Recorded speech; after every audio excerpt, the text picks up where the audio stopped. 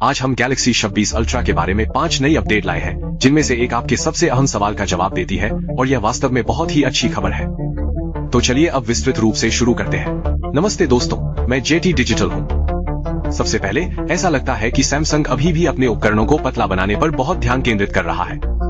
2025 में लगभग सभी श्रेणियों के फोन, टैबलेट और फोल्डिंग स्क्रीन पतले हो जाएंगे और यह प्रवृत्ति 2026 में जारी रहेगी। अब हमारे पास गैलेक्सी S26 सीरीज की वास्तविक मोटाई का डेटा है। पहले हमने कई अफवाहें सुनी थी, लेकिन इस बार हमारे पास वास्तविक आंकड़े हैं, जिससे स्थिति ज्यादा स्पष्ट हो गई है।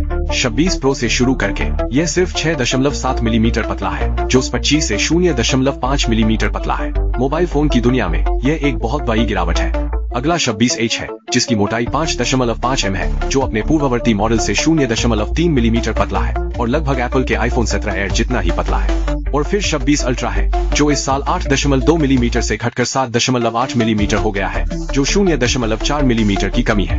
यह 24 अल्ट्रा से 25 अल्ट्रा तक की कमी के समान है। ध्यान देने योग्य बात यह है कि इनमें से कुछ मॉडलों की बैटरी क्षमता अभी भी बढ़ रही है।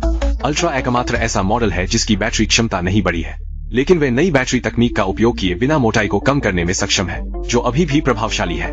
वहीं ऐसा लगता है कि एप्पल इसके विपरीत दिशा में जा रहा है, फोन को मोटा बना रहा है ताकि बड़ी बैटरी लगाई जा सके। इसीलिए आप स्पष्ट रूप से देख सकते हैं कि दो बिल्कुल अलग रणनीतियां एक साथ चल रही हैं। कुछ दिन पहले आइस यूनिवर्स ने उल्लेख किया कि इस साल का S26 अल्ट्रा दिखने में और गोल होगा, जिससे तुरंत S पेन के बारे में सवाल उठने लगे। कई लोगों को चिंता है कि क्या फोन में अभी भी यह समा पाएगा, और इस ताजा रिपोर्ट में जवाब दिया गया है कि S पेन अभी भी मौजूद है और इसमें अभी भी बॉडी में निर्मित एक समर्पित स्लॉट है। वास्तव में ऐसा लगता है कि सैमसंग अल्ट्रा को पतला बना सकता था, लेकिन S पेन एक सीमा कारक बन गया। सच कहूं तो यह उचित है। बेशक वे पेन को पतला करने की कोशिश कर सकते थे, लेकिन पकड़ना मुश्किल होता और यह उतना व्यावहारिक भी नहीं रहता। इसीलिए अल्ट्रा पतला और चिकना हो गया है, लेकिन इसने उन विशिष्ट विशेषताओं को बरकरार रखा है जो इसे अन्य मॉडलों से अलग करती है। हालांकि रिपोर्ट में यह भी संकेत दिया गया है कि भविष्य के अल्ट्रा मॉडल 21 अल्ट्रा की तरह बाहरी S पेन पर वापस जा सकते हैं या इसे हटाया भी जा सकता है।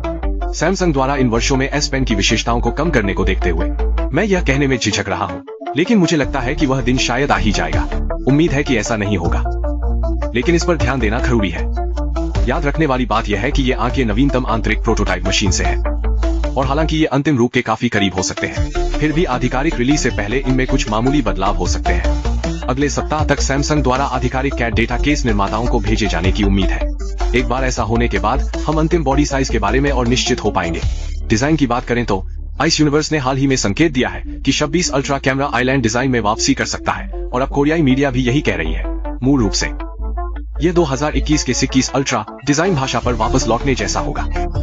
इस बदलाव का मुख्य कारण कैमरा है, जिसके मुख्य और पेरिस्कोप लेंस दोनों में बड़े अपर्चर अपग्रेड मिलने की उम्मीद है। और जब आप डिवाइस के पतले डिजाइन को मिलाते हैं तो कैमरा मॉड्यूल का उभार और भी ज्यादा ध्यान देने योग्य होगा। सैमसंग इसे छिपाने के लिए कैमरा आइलैंड का इस्तेमाल करता है, जैसा कि Z Fold 7 और 25H जैसे मॉडलों में देखा गया है। इसलिए एक तरह से यह स्टाइल से ज्यादा फंक्शन से संबंधित एक बेहद महत्वपूर्ण मामला है।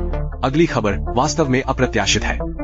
अफवाहें हैं कि सैमसंग आजकल भी अपने 26 प्रो और H उपकरणों में Exynos 2600 चिपसेट का उपयोग करने पर विचार कर रहा है, जबकि स्नैपड्रैगन 26 अल्ट्रा के लिए विशेष बना रहेगा। अभी तक कोई अंतिम निर्णय नहीं हुआ है, लेकिन Exynos 2600 के गीक बेंच स्कोर सामने आ चुके हैं। ईमानदारी से कहूं तो मैं हैरान हूं। सिंगल कोर 3300, मल्टी कोर 11200, यह स्नैपड्रैगन 8 Gen 2 एलीट के लीक डेटा के करीब है। और जान लो, इन दोनों चिपों का परीक्षण पूरी गति पर भी नहीं किया गया था। इसीलिए सख्ती से कहें तो इन अंकों में और भी सुधार की गुंजाइश है। सिर्फ यही बात स्पष्ट रूप से बताती है कि Exynos वास्तव में वापस आ गया है। निश्चित रूप से 2602 नैनोमीटर प्रक्रिया का उपयोग करता है, जबकि 8 एलीट 2 अभी भी 3 नैनोमीटर है। लेकिन अगर सैमसंग स्थिर GPU प्रदर्शन, अच्छा तापमान नियंत्रण और कुशल ऊर्जा खपत प्रदान करने में सक्षम है, तो यह Exynos के लिए एक वास्तविक बदलाव होगा। यह हाल के वर्षों की सबसे बड़ी समस्याओं में से एक, स्नैपड्रैगन की कीमत को भी हल कर सकता है। लागत लगातार बढ़ रही है, इसलिए एक अच्छा प्रतिस्पर्धी विकल्प का होना सैमसंग और उपभोक्ताओं दोनों के लिए एक बड़ा लाभ होगा। यहाँ तक देखने के लिए धन्यवाद।